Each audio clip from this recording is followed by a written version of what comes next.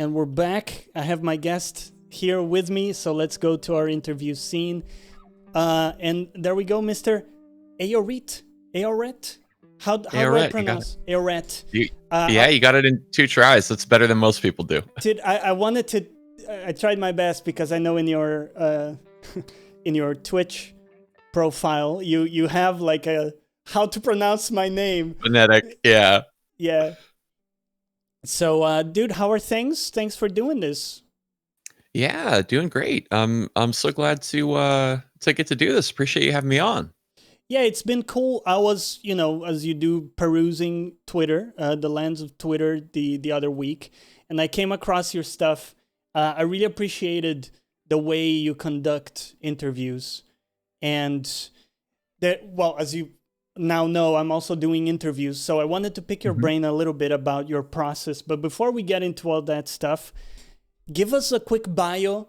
What is it Yeah. you do for people who don't know you? What is it you do? And Yeah, sure. So I am predominantly a Twitch streamer focused mainly on StarCraft 2 for the moment. And my approach is really about kind of mindful improvement and thinking about the ways that we can kind of use what we know about how people learn, how people improve.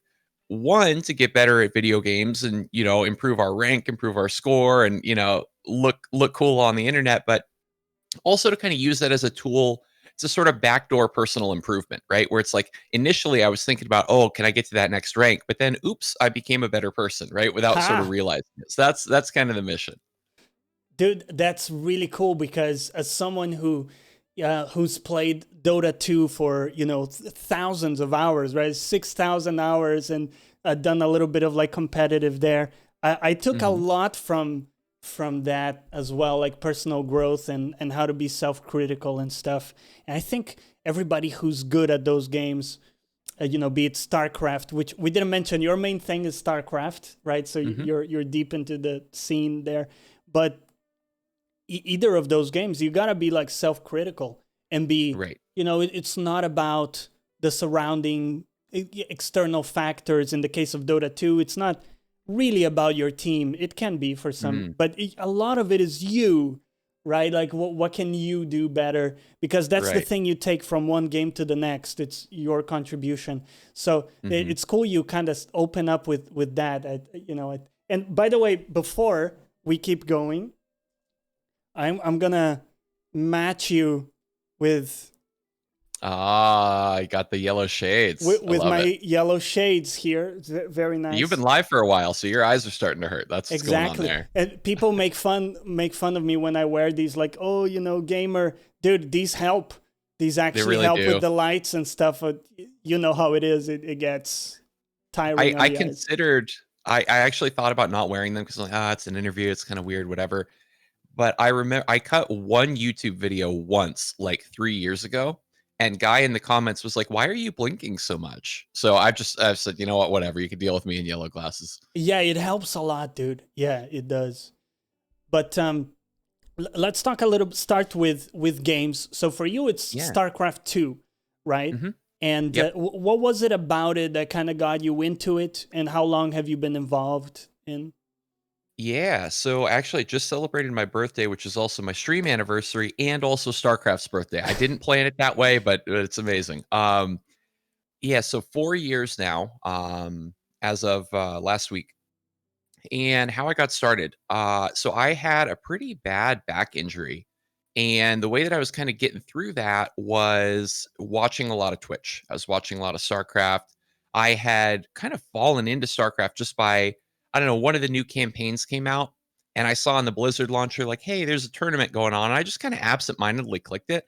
Didn't really know a lot about Twitch. Didn't know that StarCraft esports was the thing. Sort of fell into it that way. And so as I'm dealing with this injury, I've got to do a lot of like physical therapy, sort of after work kind of thing. And it just ate up so much time. The only way that I could really keep myself mentally in a good spot was like, okay, I got to be doing something during this time that feels okay, that feels good. So I got way into the tournament scene, way into the stream scene. And so I'd just be sitting there like, all right, well, I got to do 100 reps of this stupid exercise. I guess we're watching a tournament. And I fell into streaming from there. It was a kind of thing where my girlfriend was like, "Hey, I think you'd enjoy doing this. Why don't you give it a try?" And at the same time, there was a streamer named Maynard in the StarCraft scene who was really pushing this concept of like focused improvement. I thought, you know what, I could go sort of do what he's doing and say, hey, look, people like who are afraid to try this game because it's too hard. Yeah. I'm in Bronze League. Let's go. Like, let's learn. Right. So give me a rundown. Like, what do you mean by focus improvement? Yeah. Yeah. So his idea here was I am going to tell myself a really useful lie, which is that the outcome of the game does not matter. The win and the loss at the end does not matter. What does matter is whatever I'm working on today. So, like in StarCraft, one of the things is can I spend the resources that I'm taking in very quickly and efficiently? And you actually want your sort of money bank to be nothing at all times because of the Huh. real time nature of the game, right? Yeah. So when players say, "Oh, I'm so rich," that's like a bad thing. They're kind of making fun of Right. themselves. So like a good goal would be, I want to keep my minerals, my money, from being any higher than 1,000, which would be like that's a good starter goal Okay. kind of thing. And so then you say, at the end of the game, I'm going to fast forward through it. I'm going to watch only my money. I don't care about anything else. If it goes over 1,000, I mark that as a loss.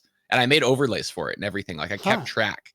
Dude. And it's a kind of thing that can fail for people if they do all of the like they make a spreadsheet, they make overlays, but they're still thinking about that win and loss, right? You got to really be able to lie to yourself for this to work. But it made ladder not be scary for me.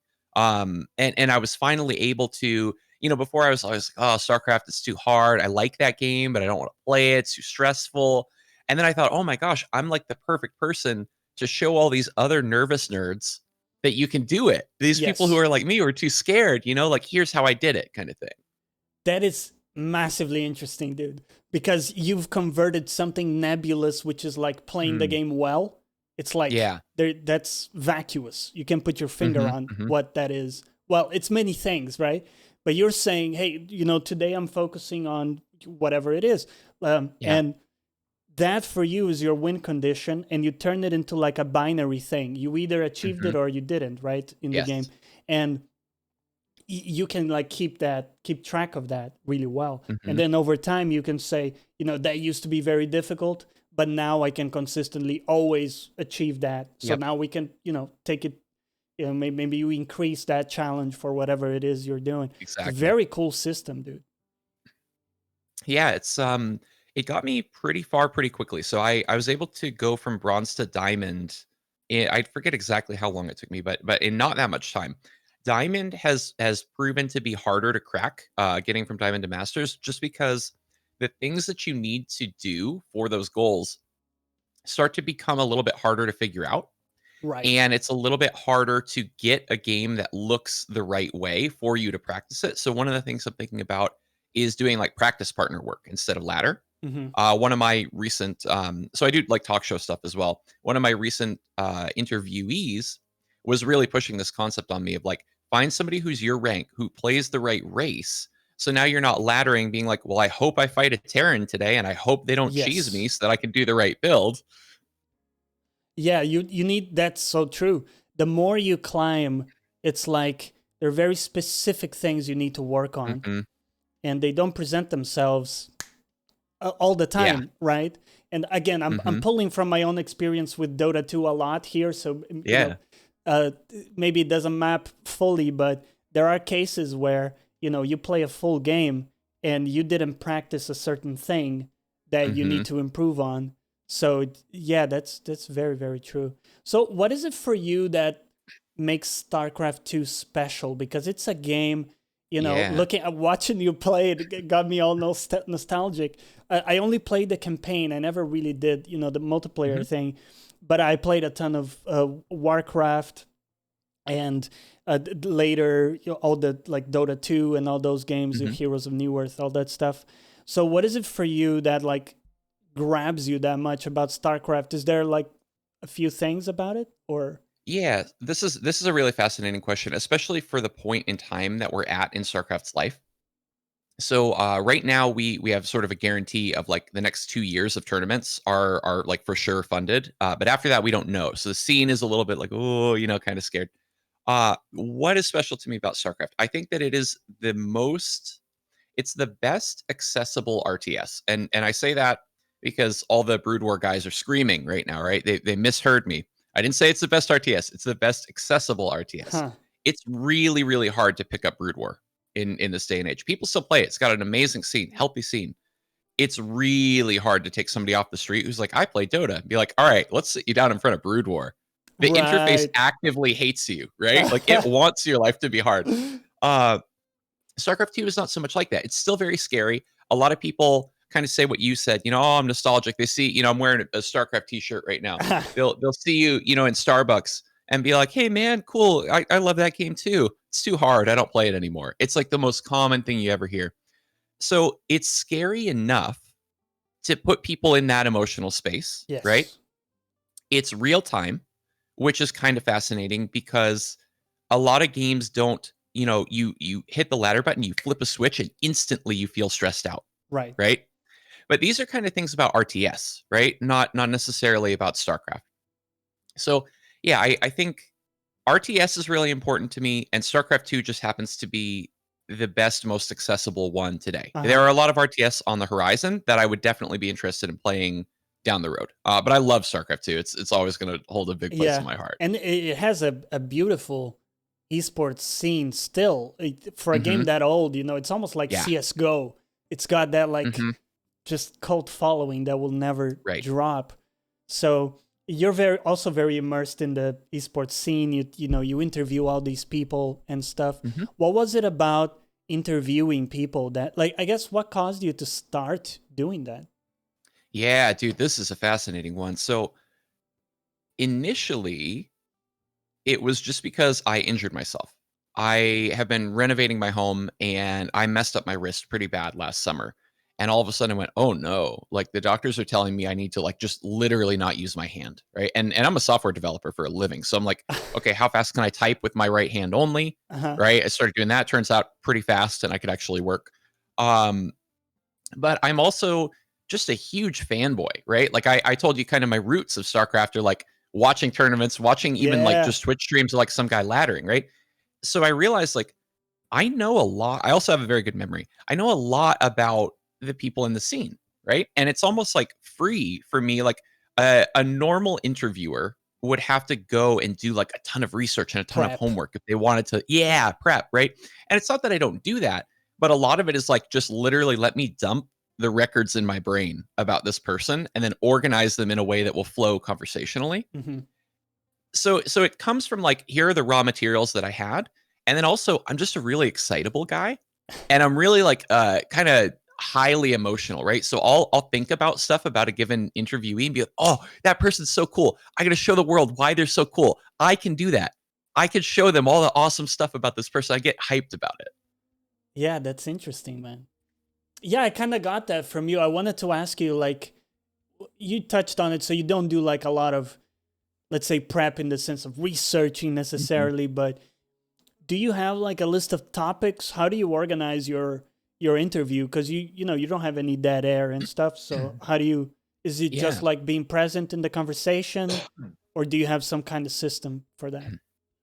Yeah, it's mostly being present in the conversation. So I have like a bank of sort of generic, like these are fun things to ask, or these are fun things to ask right now. Maybe a Gotcha. big Yeah. tournament result just happened, that kind of thing. But I have kind of that thing in my head that's like, oh, this person's special for this reason, right? Or Mm, they do all these cool things that are unique to them. And I start just kind of like pulling at those a little bit. And yeah, from there, it's being present in the conversation and going, ooh, you just said that. I didn't think of that. I exactly. didn't know that about you, right? And then you just get to watch me nerd out on air, right? It's like I'm a little bit cheating because I'm using my excitability as like a form of content, right? Yeah. Yeah. Um, and so I'll just like let that run. And there have definitely been interviews where I've scrapped half the notes because the person said something that like we just went on this weird path. Like, and I would way rather do that than, you know, follow my script. That's something that I learned. I do like a book club talk show as well. We've been doing that for over a year now. And I learned to follow the flow of the conversation and not care about my notes, even though for that show, I do actually do very extensive prep work. Mm. And I just learned that the live show is more important than anything. And it does not matter what you wrote down. Like, just make a good show. That's the goal at the end. Yeah, that's a great point because people listening or watching, Hmm. they don't know. They don't know Right. if you hit all your bullet points. They don't care, right?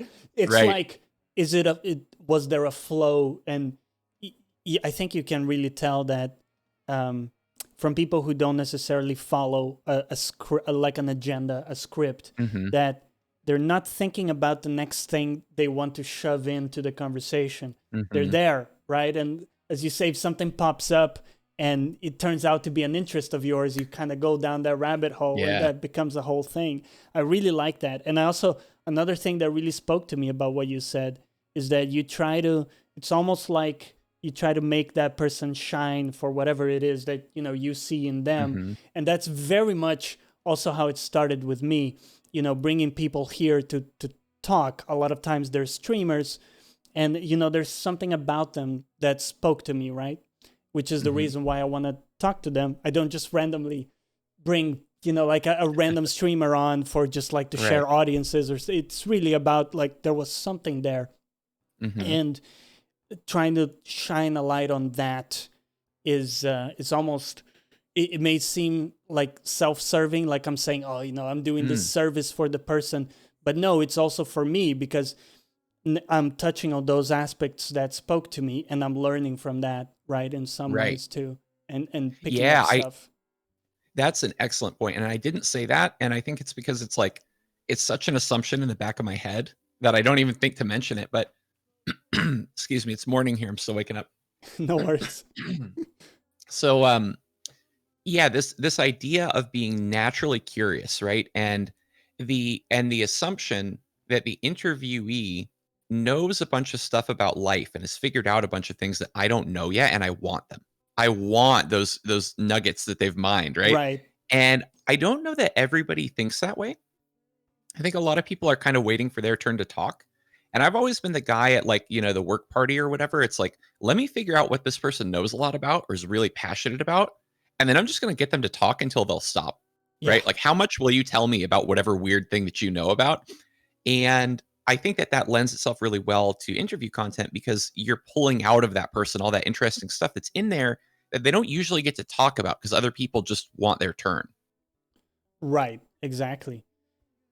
Yeah, man, that's a great point. I mean, I'm finding so much common ground in like your approach to Mm, this. I find it very interesting that um it's the beautiful thing with kind of finding people online sometimes is that you yeah. find that someone on a completely different path is on a similar journey in some Hmm. way.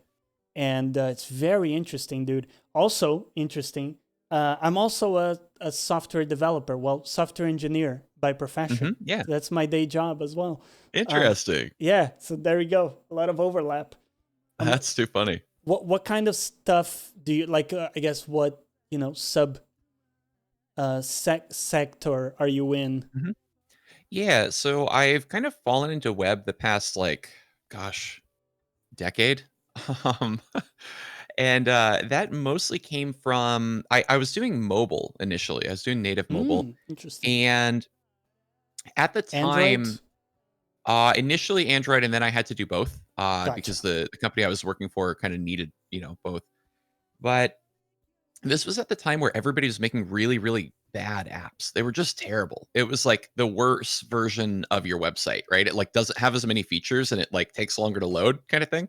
Right. And I thought this is ridiculous. Like this is going nowhere, right?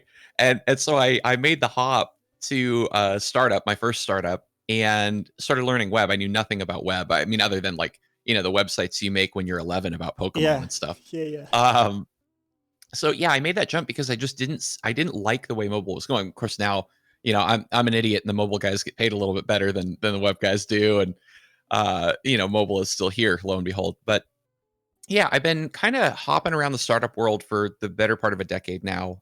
Just different companies and doing lots of different problem domains, but always sort of full stack web. Interesting. Yeah. Yeah, that's cool, man. And do you still dig it? Do you think like you'll keep doing that, or do you feel like maybe going more towards the content creation side at some point? Yeah, that's a really interesting question. So, I mean, you probably kind of know this as another guy who does both, right? That the writing code thing is a lot easier to get paid well than the content thing.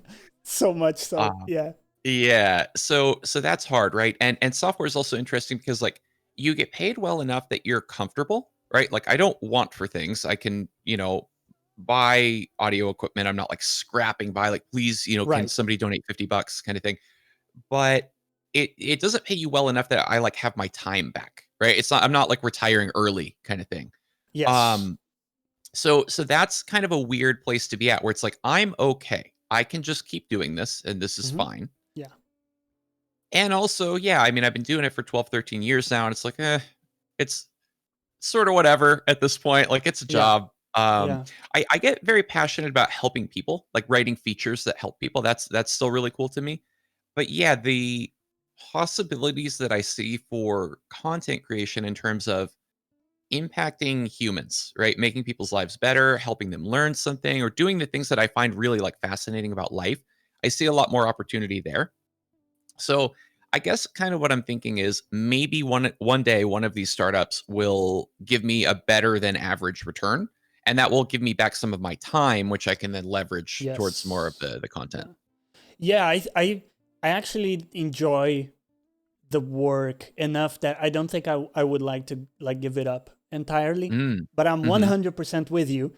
Doing it, full time, right? Like full shift every day.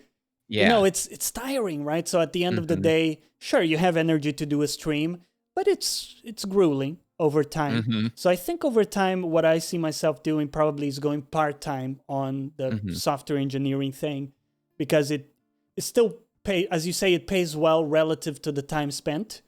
Mm-hmm. So it's a good thing, and then you pull back a little. Maybe you have a bit more time Mm. for streams and planning Right. things. Yeah. That angle makes a lot of sense. I've thought about that. I'm just too scared to do it. Yeah. I think you gotta wait, right, until you feel very comfortable. It's a tough one, man, because I don't like the dynamic when you rely a lot on whether it's subs or donations or Mm-hmm.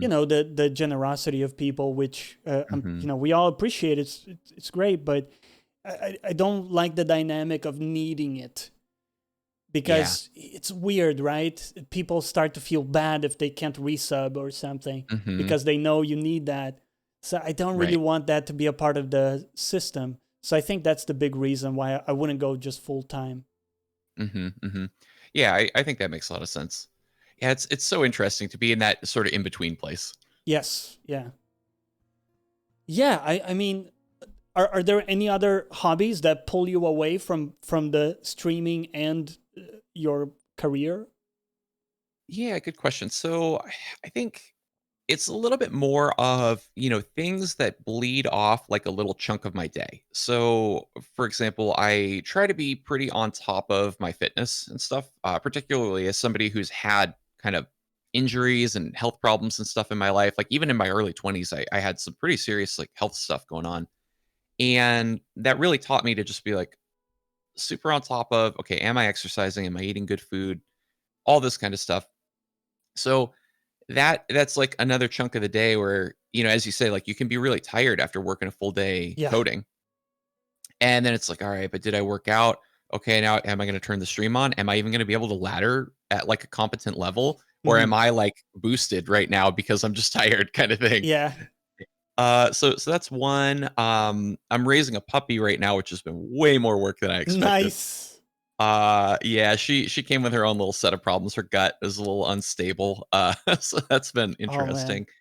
And then, as I say, renovating this home, particularly in a pandemic when, you can't just go to the hardware store like 14 times in one day, like, and feel super good about that. It's like every single time, man, it's a little more exposure to the COVID. Do you really want to go for just that box of screws? Uh Like, huh. so that's been, pretty time consuming as well. There's other stuff that I'm into, but it's more like it would eat, a week of vacation or, Gotcha. it would eat a weekend day. Like I like hiking a lot as well, but I'm not going to like go hike and then stream kind of thing. Like it's just how do you Exactly. fit all that? Yeah. Yeah. Yeah, no, that makes a lot of sense, man. And you're pretty consistent too, right? What's your schedule right now on Twitch? Yeah. So right now I'm just doing 2 days a week. That's what I found was like super sustainable. Yeah. And I'm not coming in with that like, oh, that grind energy kind of thing. So I'm doing Wednesday nights, US West Coast time, and then Saturday afternoons ish. So I do a little bit of sort of like coding tutoring for my cousin's two boys. They're in like the tweens age kind of. So they're old enough that they can get it, and they're young enough that they have a lot of potential if they pick it up, kind of thing. So I kind of like do that in my morning, and then usually stream right after. Nice. Yeah, I mean, does it take a lot out of you streaming? How do you feel about it, Yeah, that's interesting. energy It's wise? hard. Yeah, it's hard to start sometimes. And then as soon as I'm hooked in, there's lights everywhere and the Yeah. chat's scrolling by and Yeah. I'm losing or gaining ladder points, right? Then I'm like, I'm never stopping, right? You get that big raid coming in. Hmm. Okay, I guess we're going for another hour, Let's so go. it's one of those. I have that with everything though, man. I'll go over to my best friend's house, well, not in the past year, but go over to a buddy's house, you get to talking, it starts getting late. They want to go to bed, you want to go home, but you just can't quite That say goodbye. You inertia. don't want to. It's like, Yeah. Yeah, I've always been like that. I have a really, really hard time keeping things in their little time box and mhm. saying, "Okay, that's it. That's all," and we're gonna go do something else now. It's like, "Oh, but I'm having so much fun." Yeah. Yeah, I can see that 100%. There is one thing when I used to stream these kind of, highly competitive games, it kind of got stressful at times if the game wasn't going well, Mm, you know, like there was something about it. I think maybe it's because Dota 2, there's a lot of like toxicity in the, mhm. so you're playing with four other people, and if the game is not going well, chances are they're gonna get toxic, right? Unless they're your Yeah. friends and you all know each other.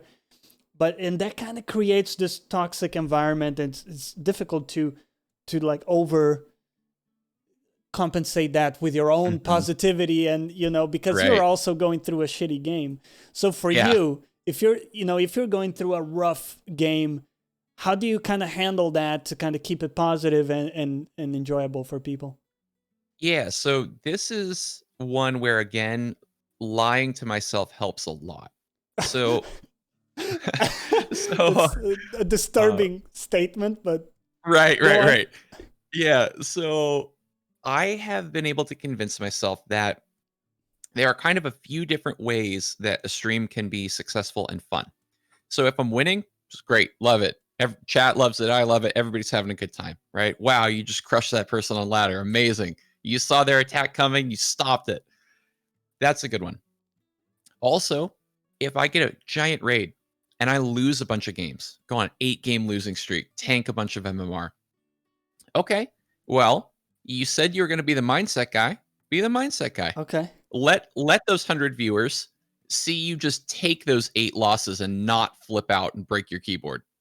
Let's let's have them watch you go, "Okay, I lost that game. What was within my control?" Right? And inside you can be screaming. That's fine. And even outside, I'm willing to be like, "Man, that was a really frustrating loss." And I'll be visibly upset and Yeah. sometimes upset with myself, right? "Man, that was oh, I hate that strategy," whatever. But always bring it back to, "Okay, what is the lesson here?" Right? The bad streams though are the ones where you're losing, you have no idea what you need to improve, and chat is either being unfriendly or is absent, right? Chat's Oh, quiet and you're losing that's a rough MMR. one too, right? Yeah. Because now I'm not building viewership. I'm not helping anybody. I'm not meeting new friends. I'm not doing much of anything other than lose MMR. Those are the dark days, man. Yeah, Those are the that's ones where rough. it's hard. You know what? That's a great point because bouncing off chat can be a great way to shift the mood, right? Hmm. From the saltiness of losing or whatever it is to Yep. whatever it is we're talking about, right? We could be talking about pizza and it already makes it a bit more lighthearted. But if there's Hmm. nothing going on, it's hard for you to come up with some monologue when you're also struggling with the game. And yeah, Yep. that's a good outlook on it. I like that kind of almost extreme ownership Mm. thing you have going on with the mindset. I think that's again just kind of how you have to approach these games. If you Mhm. think that it's, always the fault of others and something external to you, then you're going to be stuck in the 50% win rate Right. forever, right? Which is, Mhm. I know in StarCraft, it's the same situation with the games that I've played, which is that is the average win rate for most players. You're Right. in your elo and it's 50% win. You're like, you're Yep. settled, right? And you may have a few streaks here and there, but ultimately kind of feels like every game you win one, you lose another. Mhm. So how do you get past that? I guess the idea of the focusing on a goal, a sub goal within the Mhm. game, is that like your main strategy to get past the frustration of the 50-50 win rate? Yeah, so I think there's kind of two pieces there. One is how do you deal with it in the moment, right? How do I make it within a ladder session, make it feel okay? That yeah, like the ladder system's very good at figuring out where you need to be, right? And not just in StarCraft, not just in Dota, in most games now, right? Like, Yes. yeah, you're not in bronze because your teammates were bad 100 times in a row, man. Like you can't tell me Right. that, Let's be right? real. Let's be real. Yeah, exactly. Yeah, so that's one piece. And yeah, I think having something shiny to dangle at the corner of your vision, like, hey, did you keep your minerals under 1,000 or whatever? That can keep you locked into something other than that win loss, which can be really swingy emotionally. But then the other piece is, as you say, how do I get to something other than that, 50%, right? Can I push it to 51? So I at least, if I, go look at one of these websites that charts my progress, I see up and to the right, like I want for it to be. Yeah. um, so something like that, I think it turns out it's the same trick, right? So you need to be choosing things to work on that are the right things, and you need to be able to put metrics on them to say this was a success, this was a failure, so that you are actively moving your skill up. So that can be kind of hard. That can be a little bit difficult to prioritize around. And I think that's where people get stuck and go, "Oh, this, focus goal nonsense is like this doesn't work," right? Yeah. It's when you're picking the wrong thing or you don't have a good way to put metrics on it. So what's interesting and one big difference between Dota 2 and StarCraft is, Dota you Mhm. have these like hundred something different heroes, and Mhm. StarCraft you have a few races, which each race is it's a different game, right? Mhm. Yep. But how much is it about picking one?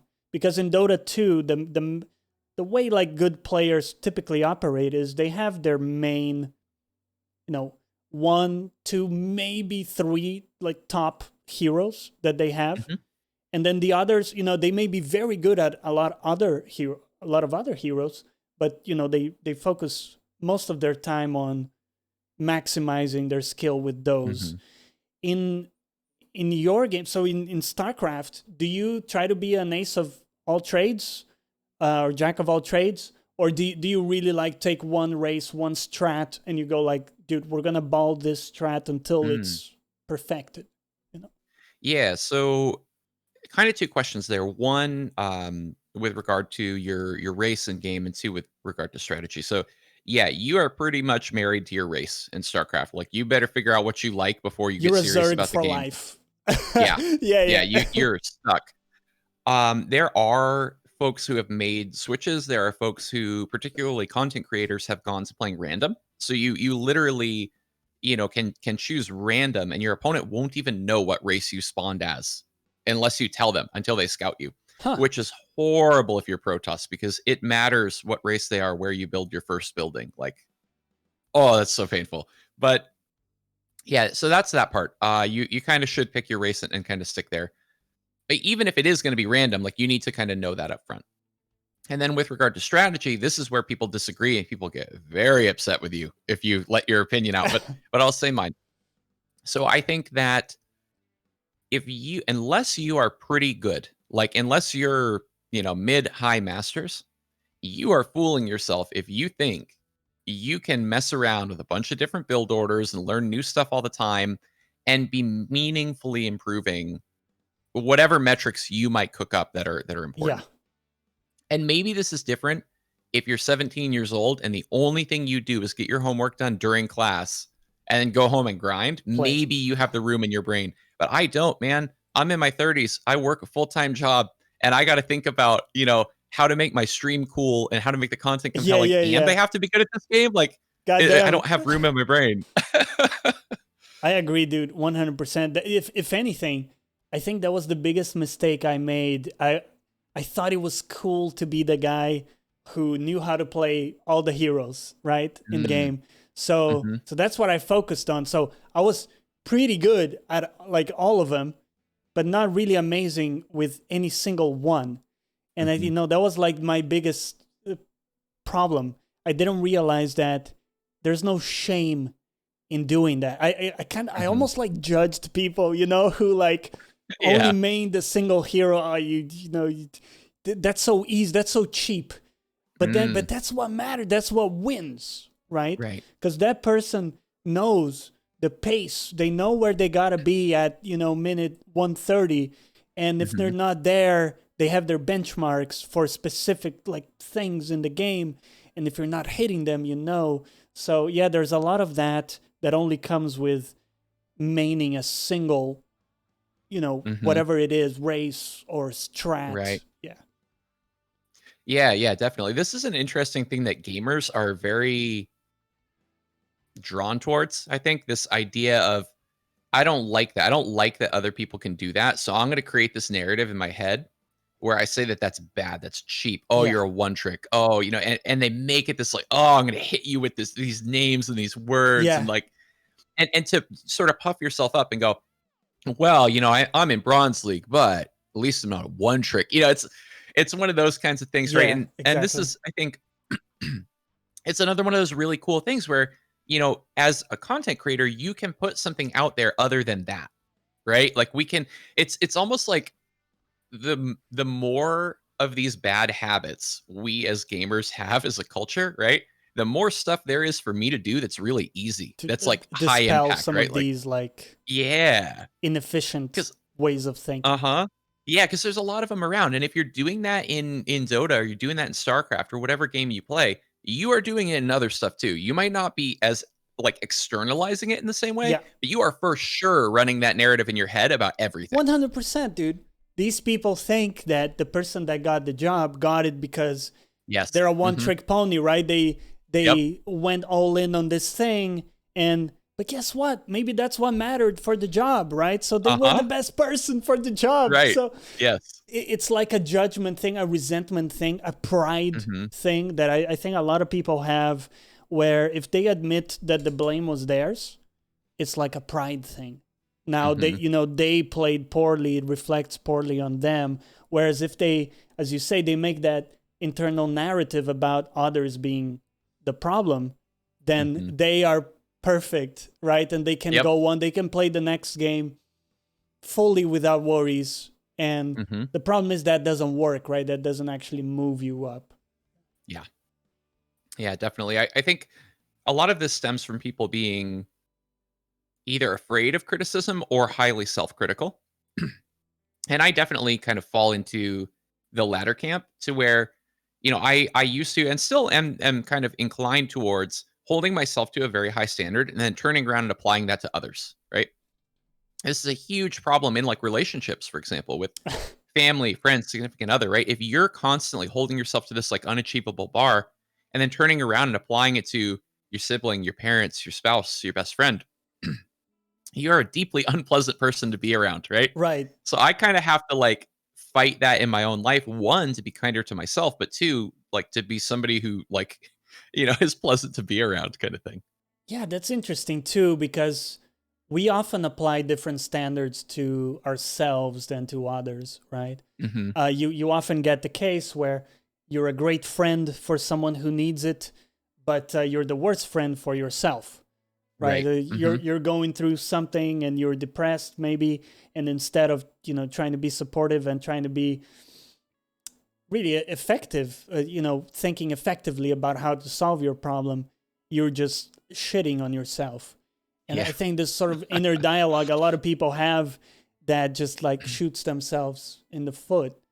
So Hmm. for you, like how do you tread a balance between being self-critical and improving, hmm and also trying to be a good friend to you and being Yeah. productive, right, about that self-criticism. hmm So you almost gave away the secret in the way you asked it without realizing it, I think, which is it's about what's effective. So I think, the fact that I can look at something and be like, okay, what are all the flaws? Let me enumerate all the different things that I can think about. And my brain just going rapid fire. Like, okay, let me and part of that's like, the analytical engineer kind of thing. Yeah. But there's a point where that's helpful. There's a point where I can be like, okay, I played this game of StarCraft. I made these mistakes. And even okay, I just had that conversation with that person, and I made these 5 mistakes. Right, like that conversation was suboptimal in exactly these ways. Right, but also once you start going down the spiral where you're just like going over and over in this sort of loop of like, oh, I messed up that conversation, and that person probably thinks all of these things about me, and I always do this, and blah blah blah blah blah blah blah. Right? For me, I've gotten as far as catching that narrative and going, okay, let's stop. Yeah. Right? Like you're doing that thing again. Let's stop. And I've always kind of thought that like there's sort of this process that you follow whenever you're trying to self improve about anything, particularly emotionally. So it's like initially you have to just figure out in like the cognitive, like intellectual piece of your brain that that thing even exists, right? Yeah. You have to be aware that it's there, and then the next thing you're going to do is be like, oh, that thing's there, and I wish it wasn't there, and oh, I just did that thing again, right? And you like retrospect on it and go, ah, damn, I fell in that same hole again. So then step two is like catch it while it's happening, right? And you didn't prevent it, right? You're still going on this downward spiral inside of yourself for no good reason. But you at least were like, okay, I'm doing that thing, right? And you kind of like try to back away from it. Now I'm kind of on step two right now with this thing that we're talking about. And then eventually you could realize that you're about to do the thing and then you just don't, right?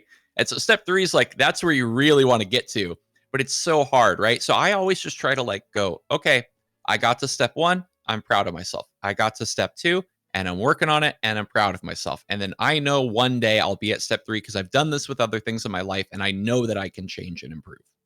Yeah. That's almost kind of a meditative process. Mm. Mm-hmm. It reminds me of this idea, when have you done any meditation, by the way? A bit, but I was very frustrated with it. My Yeah. my book club co-host actually talked to me about this. He's much better at this kind of stuff than me, and yeah, he told me that I was being self-critical in the same way that I am with everything else in my life. Like I told him, I'm like, I've tried it, but I'm doing it wrong. He's like, yeah, no, you're doing it. Right, exactly. So the idea of catching yourself is something, if you ever do something like mindfulness meditation, hmm there's this idea that you focus on whatever it is, typically the breath, but it could Yeah. really could be anything, right? So you focus on this one thing, and then and my cat is here saying hello. Hello. It's Basil the cat. Um Cutie. and you focus on that object, and then when something comes up, a thought comes up, you learn to recognize and say, hey, bring it back to the object of focus, right? hmm hmm And this kind of helps you break the cycle of thinking, because what can happen when you're having those neuroses of like, oh, I'm not good enough, whatever it is, right? That your internal dialogue can be like, hmm it's a cycle. You're thinking that stuff through and through Yeah. without any control. It's like a song stuck in your head and you can't stop it, right? hmm And so the mindfulness thing is kind of like focus on something else, and if that shit comes up, you see it and you're like, okay, it's that thing I know that's there. It comes Yep. up. Okay, let's go back to whatever it is. And instead of breathing, it can also be the game you're playing, or it can be Mm. the conversation you're having. So if I'm talking with you and all of a sudden, my neuroses come up, and it's something, oh, is the stream okay? Do we look okay on Yeah. screen, right? I'm like, hey, bring it back, right? It's fun. hmm Bring it back to the conversation. So it's that idea of continually catching yourself, stopping those trains of thought. Uh-huh. Yeah, so interesting. I think you hit on an interesting one with streaming, because there is so much competing for your attention. Yes. And I'll definitely do the thing where I'll be talking to chat, having a good time, laughing. Oops, I messed up my build order in StarCraft. And Yeah. now, because I forgot that building, I pretty much just lose. And in Diamond League, maybe I can micro my heart out and pull it back from here, but like pretty much you should know Yeah. better if you're this rank. Like you need to build your stuff when it's supposed to go down. Uh-huh. And so even just being able to be like, okay, we were queuing, right? 2 minutes went by, we were queuing. It was a long queue time. I was talking to chat, joking around, thinking about the last game, how to improve, blah, blah, blah, blah, blah. Okay, we are in the game now. Be quiet and focus, right? Uh-huh. You are here. Look at your mini map, look at your money. What's your opponent do? All these Yeah. different things. So I think, yeah, having good tools to force you to have to do that loop of like, okay, time to get the mind focused on the right thing. And it's like, maybe the most important meta skill you could ever have, because we have this fascinating brain, right, that does all of this interesting intellectual stuff, but is still sort of subject to its base desires, right? And so learning to kind of control that and harness it is like a really important thing for any human to do. Yeah. Yeah, man. I think a lot about that. Like trying to Hmm. use my resources Hmm. more efficiently. And I think especially with streaming, a lot of my like I guess like my journey of improvement has been minimizing the amount of stuff I have to worry about while Mm. streaming. So, Yep. on the technical side, I've gone to a lot to great lengths to minimize the amount of things that can go wrong, for example, Hmm. right? So you learn to like minimize the amount of possible things that can happen. But then you Hmm. you also you have some like easy solutions for things that can happen if they happen. So it's all about like trying to make sure you can devote most of your bandwidth to what it is you're doing, whether it's Right. chatting or playing the game. And another thing can be, for example, your viewer count, and or Mm. things like that that can take Hmm. some precious processing Yep. power away from you if you're thinking, did it go down because of something I said, right? Or Hmm. did it go up because of something we did? What's right? Right. You're overanalyzing in real time. And Hmm. then by definition, you're not doing the other stuff because your Right. brain is focused on that. Hmm. Hmm. So in the streaming space, how are you, I guess, what are some of your strategies to try to get your name out there? It's a very Hmm. difficult space, right? To Right. differentiate yourself from everybody. So what are some of the main Yeah. things you're looking at to kind of prop yourself up? Yeah, I feel like every streamer does this the wrong way at some point in their life, where they get a little too into like the numbers, get a little too into, okay, what hashtag do I need to be on? All this stuff, right? Yeah, It's like, ugh, really? Like, can we just make good content? Like, let it be what it is. exactly. Um, so I guess I still try to grow, but I'm trying to grow in a really organic way by making content that is really good, right? Or that I feel is really good. And I think that's an important distinction too, because if you're out there trying to figure out, okay, what can I do that's going to make me super viral on Reddit or Twitter or Instagram or whatever, like, and pull in all these people, you might not actually want all of those people. Like, Yeah, what you want are the people that'll get really hyped and really excited about the kind of thing that you want to make, that you're excited and motivated to make, and it is therefore low effort and really enjoyable for you, right? Because if I do the other thing, now it's just software engineering again, right? Now it's just a job that I clock into, and I got to do this because the bigger numbers gets the bigger money and blah, blah, blah, blah, blah. So a lot of it has been me just stepping back and being like, you know what? I'm going to make what I think is cool. I will at least not be so like shy and so like, oh, I don't deserve this and whatever to like not promote myself. Cause I've gone to that space before too, where it's like, oh, I don't know. I should, yeah, it's kind of gross if I promote. I don't want to do it. So like either of those extremes I think are bad. But basically just doing what I think is cool, doing what I'm really passionate about, and then not caring about the rest of it. And saying to myself, like, if I if for the rest of my life, people are like, "Oh yeah, that content creator, he's really underrated," right? Like he doesn't get the views that that content deserves, whatever. That is okay. Like I Yeah. can be an underrated content guy in some people's mind, right? And they might even be wrong, right? I might be rated exactly correctly, and what I'm doing is just really niche, right? Like how many people really want to watch a book club about self-improvement and neuroscience books and stuff applied to esports? Well, you have to like esports and reading to want to watch this show. That is very niche, Uh-huh. right? But the people who are into it are super into it. And I do lower view count doing that than if I just ladder StarCraft. Like literally the best thing that I can do is ladder StarCraft. And again, I said the thing I care about is Twitch and not necessarily YouTube. Even interviews, they do great on YouTube. People love listening to them while they're at work. I love making the content. It's some of my favorite thing that I do. Does worse on Twitch True. consistently, Yeah. even with the other person's view count, right? Coming in for whatever reason, people are like, I'll catch it on YouTube. So it's this interesting thing where I just go, you know what? I want to make this content. It's cool. I don't care what my view count is, and I don't even look anymore. It Mm. just is what it is. I'll look if I get a big raid to go, how much of that raid did I retain? And Yeah. was there something that I Exactly. did early on that maybe screwed that up and didn't get those people to give me a chance? I care about that because I care about meeting new people, Yeah. making new friends, connecting with other creators that are like-minded that want to do cool stuff, right? Like being asked to do something like this, I'm like, oh, cool. I'm going to get to learn about you. Like, we're going to talk about some interesting stuff. You're going to foil some aspects of myself that I haven't looked at in a while, right? I'm going to learn a lot from, even just about myself and maybe reevaluate some of my decisions based on talking about it for an hour. Yeah. Yeah.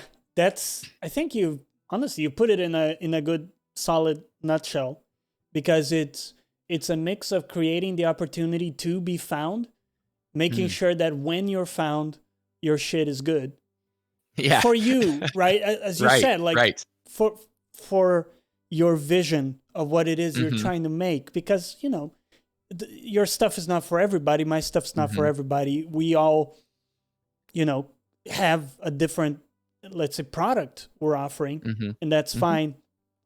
And the other thing too is the idea of being picky with viewers in a way Mm. that it's not about more viewers.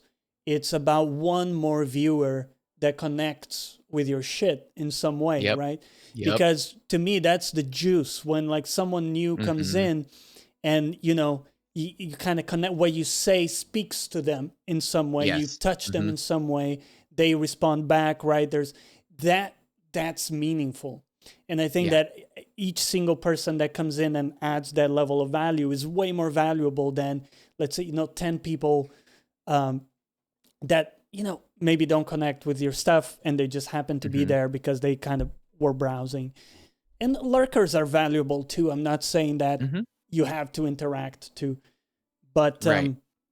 yeah, I think you're right on the head with, as long as you're happy with the content you're making, like and kind of looking at it too, because you could just not look at what you're making and just lie to Right. yourself, like we were talking with the laddering. Uh-huh. Like, no, I'm perfect. It's the other people who are the problem. So you got to be self-critical too. But Mm-hmm. that's good. I Yeah, I think think not overdoing it, as you say, like because ultimately, if your content is good, as long as you're covering your bases and getting your stuff out mhm, there in ways that you can, uh, spending most of your energy trying to make the best content you can makes sense. mhm.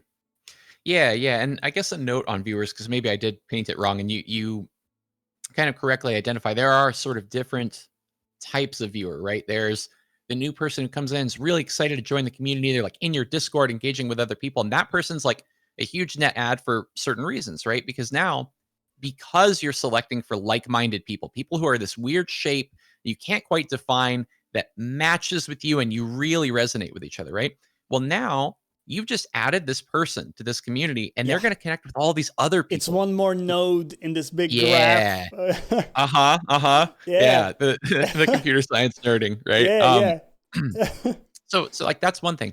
That lurker, that consistent lurker who's in your shit, they turn your shit on instantly. They're there.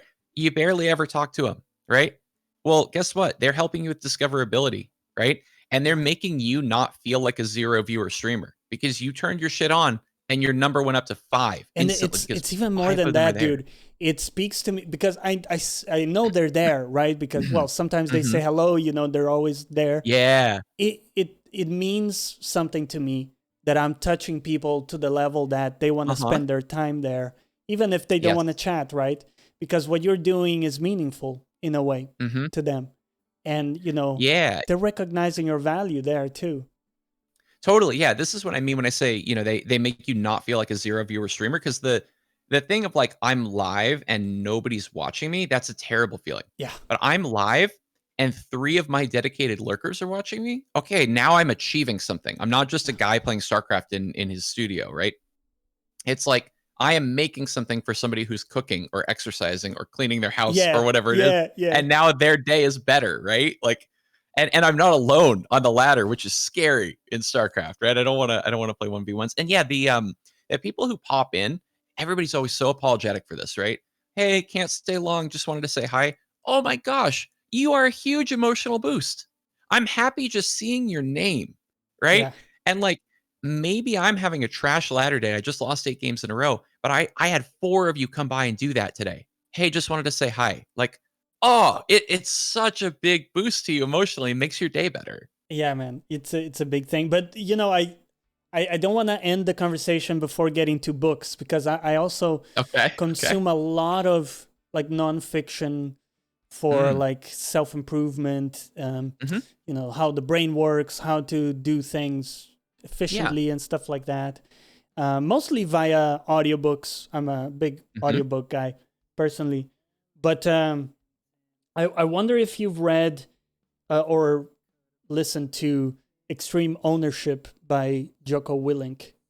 I have not read it. I've had it suggested for book club. Okay. I want to say it got suggested the same month as like 3 other books that were like also really good and really well recommended. We ended up going with some other ones, but yeah, I'm aware of the book. Yeah. Yeah, it's a pretty powerful one. But you already have a lot of those ideas incorporated into your thing. Mm. So, what were for you? Do you have like, I don't want to say like a favorite because that's impossible. Mm. But does anything come to mind, like a book that really impacted you and you would recommend to other people who want to, like improve at these kinds of things, whether it's esports or just getting better at some craft? Yeah, I'll give you 3. Inner Game of Tennis is really good for this concept of like quieting the mind and getting out of your own way. Make It Stick is about all of the things that you think about how to learn stuff that are wrong because the science was wrong up until like the last 5 or 10 years, and we've discovered a ton. And I think it's The Art of Learning by Josh Waitzkin, the guy who like chess prodigy guy who then went on to do Tai Chi push hands competitively, become a world champion at both. Wow. Um, yeah, yeah, total badass dude. So that book is really good. We've done all 3 on the book club, and honestly, all 3 of them deserve a second episode. Like we should just have the guests back and talk about them more. That's amazing, man. So hmm tell me more about this book club thing. Do you have like a guest on and you talk about the book you read, basically? Yeah. Yeah. So initially, it's called a book club because the initial concept was like, okay, we'll tell all the viewers what we're going to do. We'll give them like a month to read it, and then we'll all talk about it. Okay. Well, turns out everybody's busy. People don't actually want to read books, but what they do want are the ideas from the books. Uh-huh. So, okay, fine. I'm not going to rebrand it because I paid money for like things to get photoshopped and whatever. So we still call it the Archives Book Club. But now the format is more myself, my co-host Adriseth, and our guest. Yeah, we do always have a guest on, or unless we can't, cobble one together. And we all read the book. We make some notes. We then do a show. It's usually like an hour and a half in length. And we talk about the way that it connected with us and our journey of self improvement in video games, and particularly mapping it to, yeah, how can we do esports stuff with this? Because people are talking about all of these ideas in the context of work or life or, Yes. being a better human or whatever. But like gamers don't necessarily care about improving their lives, which is a really weird thing to say. They care about their rank a hell of a lot though, right? And I think this is part of like, a lot of gamers are young. And I remember being 16, I wasn't thinking about how to be a better employee, True. but I was thinking about how to, beat more people at video games, right? And so again, I think as I said earlier in the interview, like it's a very useful backdoor to be like, hey, how can we apply this to StarCraft? And also, like, I do want to improve my rank. If I'm being honest, like, Of yeah, I want course. to become Yeah. a better person, but I also want to, thrash some people on the ladder. Yeah. So, how can I use this stuff and make it stick? How can I apply that to my ladder practice? Oh, okay, I got to do my build order one time right before bed every night for a week, kind of thing. Oh my gosh, it works. These different things. Yeah. Yeah. That's very cool. It's a very unique concept. I don't think I've ever seen something esports related that's Mm. like that. Hmm. Taking the, all that mindset stuff that I really love to applying it that much to esports. Very cool, man. And Thank you. I appreciate it. what has your experience been talking with players and bouncing these ideas off them? Did you find that they Mhm. kind of already had them, like they came across some of these ideas already, or did you find that they were also enlightening to them? Yeah, it's a bit of a mix. So, Make It Six a good example. There are a lot of misconceptions out there, and I'll get players who very, adamantly believe that they're helping themselves and they're doing the things that the science say is wrong. Mm. Now, what's for me to say whether, is the new science right? I don't know. It's the best tool that we have, I feel. I mean, I'm a person with a science degree, right? Computer science, but still. Um so maybe the science is flawed. I mean, these players have the results to show for it, but I don't know whether they got there by brute force, by, being genetically gifted, or maybe the science is wrong and their, methodologies are actually correct. So there are some misconceptions, and anytime people, talk about like massing practice, like, oh yeah, you got to just do the thing over and over and over again. I'm like, oh no, the book says don't do that. So that happens, but then there's also times where we'll have a particular passage from a book and somebody be like, "Oh my gosh, I recently started doing this. I didn't even know it was a thing, but I read it in this book and I feel so validated because I was so certain that doing that was what got me to the next rank," right? Those are really cool moments because it's almost like a proof, right? It's a little anecdotal thing that emotionally resonates in a way where we go, "Okay, I buy the science a little bit more than I did before." Yeah. Yeah, that's pretty cool.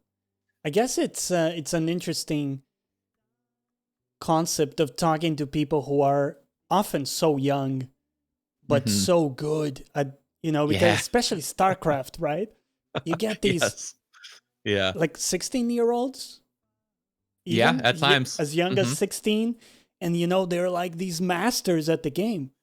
Mhm. Is it just because the game is really that linked to, API? So, well, I guess like actions per second, that kind of thing. Is it about Um, StarCraft, do you think, specifically? no, I don't think so. I do think the high APM thing, people like to talk about, getting slower when you're older, and I think that that's true, but also a lot of aspects of you get better when you're older. Like you're able to direct your effort a lot better because you have more experience directing your effort in ways that aren't good. Right. Now, this is where like coaching becomes really interesting because if I, the old guy in my 30s, can sort of share some of these lessons with somebody who has some of the advantages of youth, right? It's the That combo. becomes very powerful. Yeah, Yeah. the combo. I can't do it myself, but I've learned a thing or two. And it's a little bit of a trope because like this is what all old guys since the dawn of time have ever tried to do is like I teach the have younger the generation. knowledge. Yeah, I Yeah. know it better, right? Um, but I also think there's a lot of things about the structure of your life at that time. So one, like I do think that it's pretty well established. Your brain is better at learning stuff the younger you are, right? Oh, Like yeah. that just does get a little harder. And two, you have a lot less responsibilities, right? You're not thinking about like household chores as much. You're not really as tied up in like the amount of hours that get shaved off of your day. Like you do have school, but you can get your homework done pretty quick and you have a lot of free time. Oh, There's yeah. also like summer break, right? Imagine if you and I got to just take 3 months off of coding and do whatever the hell we wanted again, Yeah. right? Dude, I'd be so much better at video games and my stream would be so much Exactly. cooler. Yeah. Like, I want to get That'd that be life back. amazing. Let's get working on the robots so they can do all the Yep. work for us, and we'll Yep. just do that. Absolutely. Oh, oh man. Do you think it's interesting StarCraft 2 because it's been around for longer. So in Dota Mm. 2 we don't have, let's say, like second generation Ah. pro. Hmm. players. Mhm, It's more like the players that are pro now are the ones from the starting. Let's kind mhm, of, mhm. some new Yeah. ones come around, but you don't have someone who's like, getting to like third age Mhm, necessarily. mhm, Now you're starting to get there with Dota 2. But with StarCraft, mhm, do you see like people who are older, let's call it 40 years old? Do you have any mhm. 40-year-old players in the pro space that can compete with, kind of the new and hot players? Mm. I don't think we have any examples of that. We do have examples of kind of, as you say, the second generation. Like, oh yeah, my dad played Brood War with me when I was 5, and Oh, now I'm like a champion at StarCraft 2 kind of thing. We have a lot yeah. of examples of that, which is Okay. really cool. Yeah, but the examples of like people like to do this with like martial arts. Like this is a really common one in boxing of like, okay, if these two dudes were alive and in their prime at the same time, who would win, right? It's like you can't actually do it, but yeah, I think that's a fascinating narrative. I hope we get there. Something I've been watching and waiting for a company to do is to keep their game the exact same shit and just be like, here is a brand new engine. Like what Oh, if yeah. what if one day Dota 3 comes out and they don't fuck the game up, excuse my language. They don't like No, this change it. is this is open language, so feel free. Okay, I get okay. what you're saying Like exactly because you don't yeah, want Dota 3 to be a different game. You want the same right. game, but like maybe modernized, or especially Right. StarCraft. It would be cool if we had like Yeah. a Yeah, don't shiny. like yeah, exactly. Like I think about I'm gonna make some people mad here, but like I think about Smash, right? Yeah, Imagine if every version of Smash that came out after Melee was just a graphics patch. right. Like why did y'all break your game? Melee is this beautiful, perfect thing like Brood War, right? Where it's like it's this amazing artifact that we were lucky, we were blessed to receive, right? Why do we not have that? Like they don't patch football or baseball or soccer or whatever and change Exactly. the rules, right? You don't Like get a the graphics just triangular get better. ball on the next season. Yeah, Yeah. right. The graphics just get better. So why do we not have that in esports where now we can have 50 years of Dota where the graphics got better every time, but the core gameplay loop is the same. Yeah, And now you can have this multi-generational stuff and you can have franchises that live, right? Like and so I'm really waiting for that. And I feel like we'll get to see it in our lifetime because some studio is going to figure this out that you don't need to keep reinventing the wheel. You just need to make the graphics better. exactly. Yeah, give it a little revamp, right? Give it a little Hmm. love. And yeah, that would be amazing to see, man. Listen, before I ask you, because I've already taken more than 1 hour of your time, and thank you very much. Oh, of Before course. I Yeah. ask you my last question, do you have anything that we haven't hit that you kind of wanted to get it out, whether it's pimping something in your channel or hitting a topic we didn't Mm, get to?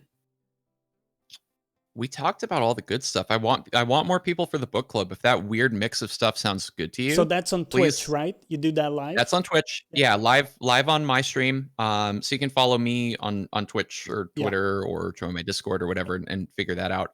If you miss it live though, it's always great to have people on YouTube comments and whatnot that aren't, toxic guy in the YouTube comments. Yeah. So please do that.